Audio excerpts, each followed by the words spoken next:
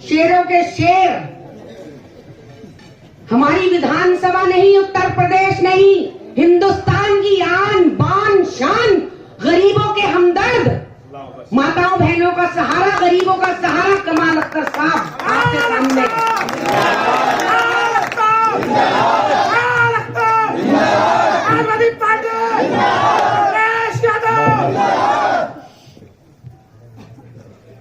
महिला गिरोह स्वतंत्रता संग्राम सेनानी, उत्तर प्रदेश की पहली राज्यपाल सरोजिनी नायडू जी की जयंती के अवसर के ऊपर इस कार्यक्रम की अध्यक्षता कर रही महिला सभा की जिला अध्यक्ष नूर सभा जी, हसनपुर की नगर अध्यक्ष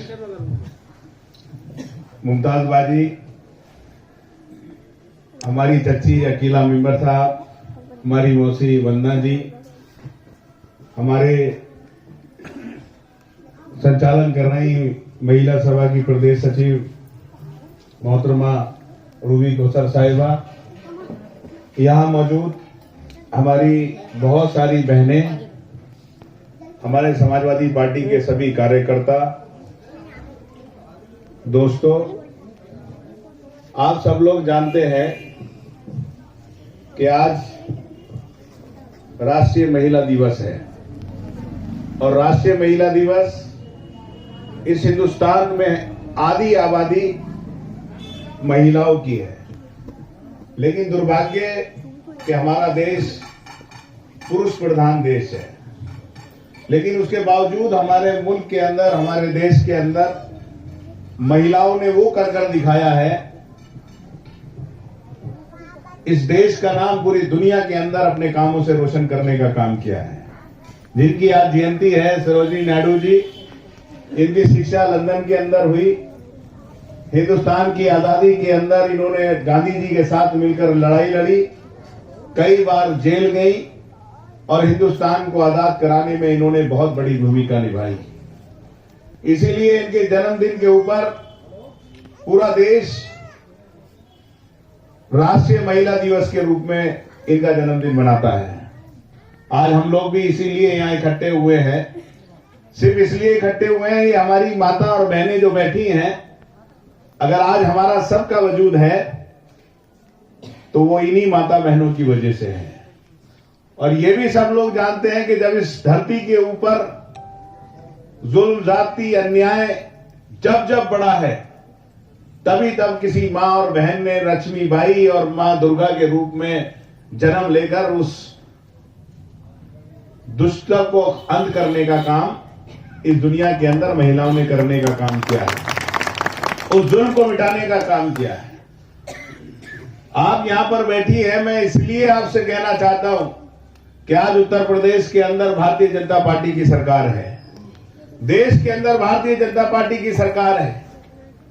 आप आधी आबादी हैं, अगर आप चाहें तो इस देश की जो चाहे सरकार को पलट सकती हैं। आप जिस बड़े से बड़े अधिकारी कर्मचारी है उसको जुल्म और जाति करने से अपना आप को आगे लाकर संघर्ष कर रोकने का काम कर सकती हैं। मैं आपसे कहना चाहता हूं, बताओ भारतीय जनता पार्टी की इस 4 साल की सरकार के अंदर कोई एक काम वो बता दें जो महिलाओं के लिए करने का काम किया हो। कोई एक काम वो बता दे, कोई एक ऐसी योजना बता दे जो उन्होंने महिलाओं के लिए करने का काम किया हो। और सही कहा मैडम रूबी ने, यहां हमारी बहुत सारी दलित बहनें बैठी हैं। आप मुझे बताओ, इस उत्तर प्रदेश की सरकार बनने के बाद वो दलित हो, पिछड़े हो, अल्पसंख्यक हो, कोई भी बहनें हो, आज उनके खिलाफ जुल्म, जाति, अन्याय बढ़ने का काम किया है। कोई दिन अखबार उठाकर देख लो, जो अखबार के अंदर नहीं छपा हो कि बलात्कार बहनों के साथ हुआ। कोई अखबार उठाकर देख लो जिस दिन नहीं छपा हो कि लूट नहीं हुई हो, बहनों के साथ छेड़छाड़ नहीं हुई हो। कोई दिन का अखबार उठाकर देख लो कि कोई बहन की दहेज की हत्या हुई हो या नहीं हुई है। या अभी तुमने अखबार के अंदर पढ़ा होगा, एक बच्ची को उसके भाई ने मार दिया। या आपने अखबारों के अंदर पढ़ा होगा कि अभी दौरारा के लुखालू के अंदर एक दलित बहन के साथ बलात्कार हुआ। और वो लगातार 2 महीने तक चक्कर लगाती रही, लेकिन उत्तर प्रदेश की किसी भी पुलिस ने उसके खिलाफ मुकदमा लिखने का काम नहीं किया। आखिर में कोर्ट ने उसे न्याय दिया और उन अपराधियों को जेल भेजने का काम किया। मैं आपसे कहना चाहता हूं, आप जब वोट देने जाती हो तो ये जरूर देखा करो, अखिलेश यादव जी की समाजवादी पार्टी की सरकार थी, हजारों मां बहनें ऐसी हैं जिनके पति की आकस्मिक मृत्यु हो गई, वो विधवा हो गई, उनके बच्चे, उनके घर वाले, उनके पास कोई जरिया नहीं था कि वो अपने परिवार में कपड़े बना सके, अपने खाने पीने का इंतजाम कर सके। बहुत सारी हमारी बहनें थी जो बुजुर्ग हो गई, जिनके बच्चों ने उनका ध्यान रखना छोड़ दिया। अखिलेश यादव ने एक योजना चलाई, समाजवादी पेंशन योजना। 500 रुपए महीना मिलते थे, हर साल 200 रुपए उसमें बढ़ाने का काम उन्होंने किया था, यानी कि 1000 रुपए महीना एक बहन को मिलते थे। और इस उत्तर प्रदेश के अंदर 65 लाख बहनें ऐसी थी जिनको समाजवादी पेंशन योजना के अंतर्गत, आप में से भी बहनों को मिलता होगा और बहुत सारी बहनों को मिलता था। उसमें यह नहीं देखा था कि वो बहन दलित है, वो पिछड़ी है, वो मुसलमान है, वो सिख है, वो ईसाई है, बल्कि जो भी गरीब महिला थी 65 लाख महिलाओं को पेंशन देने का काम किया। लेकिन जब बीजेपी की सरकार बनी तो सबसे आगे बाबा जी ने एक काम किया, वो 65 लाख महिलाओं की पेंशन खत्म कर दी। बोली ये तो सब समाजवादी पार्टी की थी। बताओ क्या वो समाजवादी पार्टी की थी? चलो आपने खत्म कर दी वो पेंशन, लेकिन कोई स्कीम तो ऐसी चलाते। आप 65, आप दीनदयाल जी के नाम पर कोई स्कीम बहनों के लिए चला देते, आप अटल जी के नाम पर कोई चला देते, आप किसी बड़े बीजेपी के नेता के नाम पर चला देते, लेकिन 65 लाख बहनों के पेट पर लात मारने का काम इस भारतीय जनता पार्टी की सरकार ने किया। बहनों, मैं आपसे पूछना चाहता हूं, बताओ समाजवादी पार्टी की सरकार थी तो जो हमारी बहन बेटी इंटर पास करती थी उसे कन्या विद्या धन के नाम पर 30,000 रुपए देने का काम समाजवादी पार्टी की सरकार करती थी। आज बताओ तुम्हारी बहन बेटियां, बहुत सारी बच्चियां हैं, वो जाता वो हरिजन हो, वाल्मीकि हो, मुसलमान हो, सिख हो, ईसाई हो, किसी की भी बेटी हो, 5 साल के अंदर कोई एक बहन बता दे जिसको इस भारतीय जनता पार्टी की सरकार ने अगर किसी बेटी को 30,000 रुपए देने का काम किया हो। इंटर पास किया, लैपटॉप देते थे अखिलेश यादव। इस दुनिया की 21वीं सदी के अंदर हर बेटी को लैपटॉप मिलता था, लेकिन अगर कोई बता दे किसी बेटी को लैपटॉप मिलने का काम किया हो। आपकी बहनें थी 102 एम्बुलेंस थी और एक अलग से बहनों के लिए एम्बुलेंस चलाई थी। जो हमारी बहनें प्रेग्नेंट थी, जिनके बच्चा होता था या बच्चा होने वाला होता था, अगर वो बहनें अगर वो ऐलान कर अगर फोन करती थी, एम्बुलेंस उनके घर पर पहुंचकर उन्हें अस्पताल पहुंचाने का काम करती थी। लेकिन आज आप फोन करो, आपके एम्बुलेंस तो दूर, हजारों हमारी ऐसी बहनें हैं कि जिन्हें आज भी गांव के अंदर अगर रात को तकलीफ होती है, 2 बजे 3 बजे एम्बुलेंस नहीं आती और एम्बुलेंस नहीं आने की वजह से वो अस्पताल नहीं जाती और हजारों बहनें उस पीड़ा के अंदर, उस तकलीफ के अंदर अपनी जान गंवा देती हैं। ये काम करने का काम भारतीय जनता पार्टी की सरकार ने किया है। साथियों, मैं आपसे ये कहता हूं कि आज हम लोग, जब ये बहादुर महिला ने इस मुल्क के अंदर लड़कर हिंदुस्तान को आजाद कराने का काम किया, तो आप यहाँ बैठी हुई जितनी भी बहनें हैं, अगर ये संकल्प लेकर जाएंगी कि आने वाली इस भारतीय जनता पार्टी की सरकार को, जुल्म ज्यादती और अन्याय को हम लोग यहाँ से मिटाकर छोड़ेंगे। और आपकी तादाद आधी आबादी की तादाद है। अगर इस मुल्क के अंदर 130 करोड़ पुरुषों की तादाद है, 130 करोड़ अगर पूरी आबादी है, तो उस 130 करोड़ में से आधी आबादी आप लोगों की है, आधी ताकत आप लोगों की है। अगर इस उत्तर प्रदेश में 22 करोड़ आबादी है तो 10 करोड़ महिलाओं की भी आबादी है। अगर महिला ये तय कर लेंगी कि जुल्म जाति, धर्म और अन्याय के नाम पर सरकारें बनने वाली सरकारों को हम उत्तर प्रदेश से उखाड़ने का काम करेंगे, तो मैं यकीन के साथ कहता हूं कि 2022 के अंदर इस उत्तर प्रदेश से भारतीय जनता पार्टी का सफाया होने वाले समय के अंदर समाजवादी पार्टी की सरकार बनेगी। और एक बात और कहकर जाता हूं, क्या साजिश है इन लोगों की? इन लोगों की अगली साजिश बाबा साहब भीमराव अंबेडकर के संविधान को बदलना।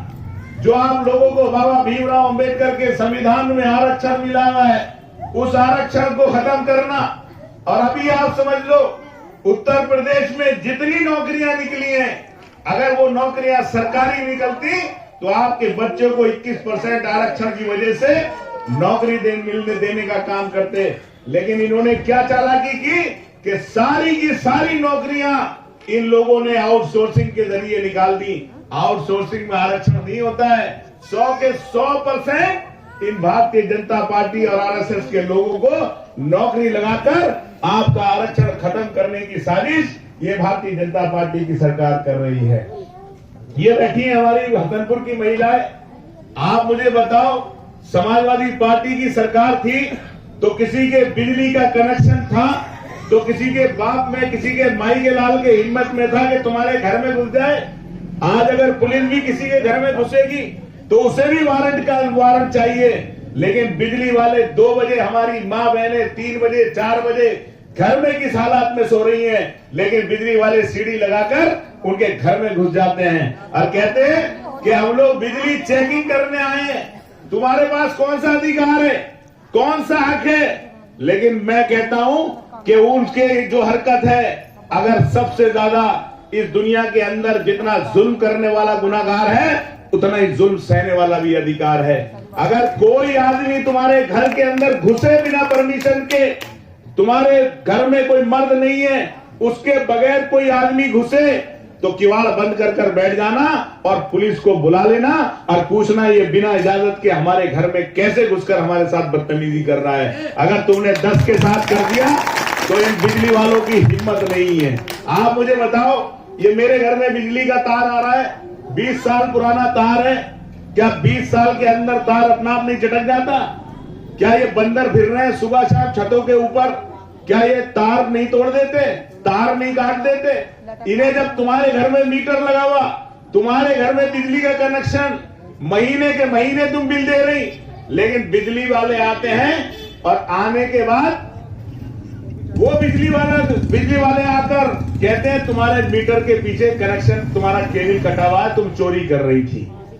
20,000, 50,000, 1 लाख, 1.5 लाख वो गरीब आदमी रिक्शा चलाने वाला, वो गरीब आदमी ठेला लगाने वाला, और इनके बाप में हिम्मत नहीं किसी सेठ के यहाँ पे जाकर या किसी बड़े के यहाँ पर जाकर ये बिजली चेक कर लें। कहाँ चेक करते हैं? गरीबों के यहाँ चेक करने का काम कर सकते हैं।